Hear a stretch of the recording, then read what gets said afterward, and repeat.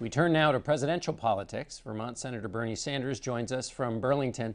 Good morning, Senator. This year, as we look back, you and Donald Trump are the big surprise political stories. You've suggested recently that your message about the economic inequality can appeal to the Trump voters. Explain how that happens. Look, many of Trump's supporters are working class people, and they are angry. And they're angry because they're working longer hours for lower wages. They're angry because their jobs have left this country and gone to China or other low-wage countries. They're angry because they can't afford to send their kids to college, or they can't retire with dignity.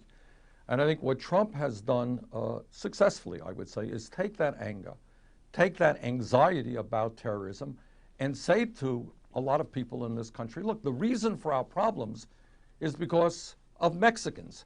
And he says they're all criminals and rapists. We got to hate Mexicans. Or he says about the Muslims, you know, they're all terrorists, and we got to keep them out of this country. That's what we have to deal with to make America great. Meanwhile, interestingly enough, John, this is a guy who does not want to raise the minimum wage. In fact, he has said that he thinks wages in America are too high.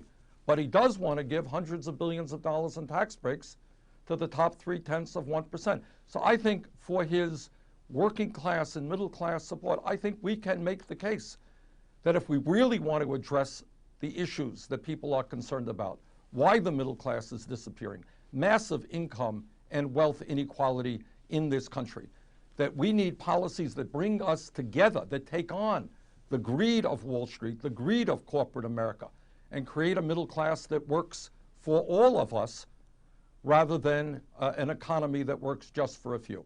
But, Senator, essentially you're saying that people should be concerned about what you're talking about, not what Donald Trump is talking about. Well, not really, John. I mean, everybody is concerned about the disappearing middle class, the fact that we have 47 million people living in poverty, that we're the only major country on earth that doesn't provide paid family and medical leave or guarantee health care to all people. People are very worried about how they're going to retire with dignity.